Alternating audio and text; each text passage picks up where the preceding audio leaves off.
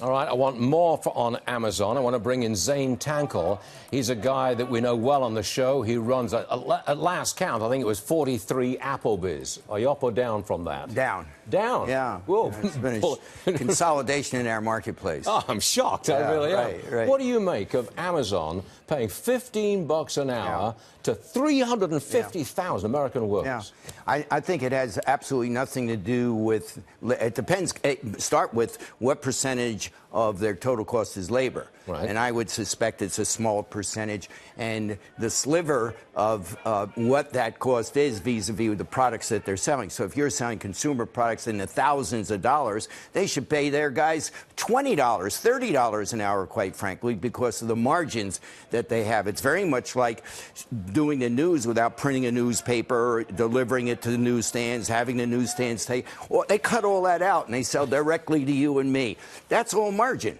But are they doing it because they fear unionization? And are they doing it because it's a very tight labor market and they cannot afford to be short of workers in the holiday season? Exactly right. In fact, as you and I have talked about, Stuart, there's a huge trucking shortage of drivers, right? They got to deliver that stuff. They're not drones yet, the last I looked. So, yes, they got to attract people. And we in our labor market of the restaurant business, which has slivers, in all fairness, we really do, we pay $18, $20 an hour to a good cook. And a server can make $40, $50 an hour with their tips added onto the minimum wage. Well, wait a minute. A server in an Applebee's can make 40 or 50 bucks an hour, including tips. Yes, sure.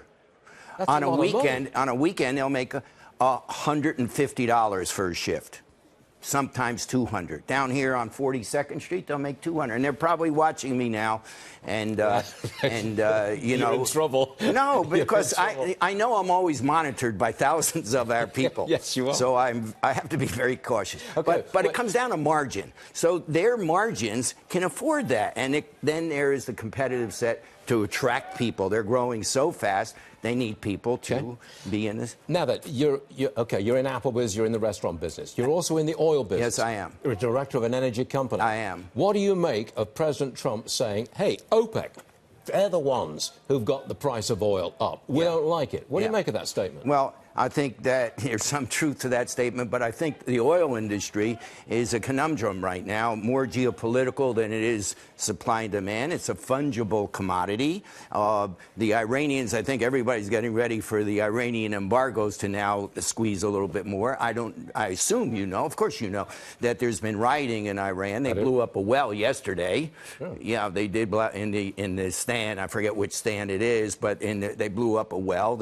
Yes, sir.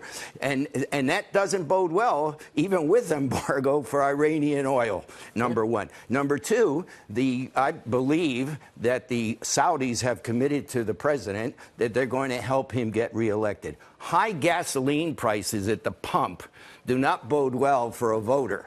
Low gasoline prices at the pump. So that's what I mean. It's a conundrum. It's geopolitical. It's our local domestic politics. It's a commitment to the president. They obviously would like to see Donald Trump reelected. He's closely aligned. It's the Israelis putting pressure on as well. It's a martini shaken, not stirred. Okay.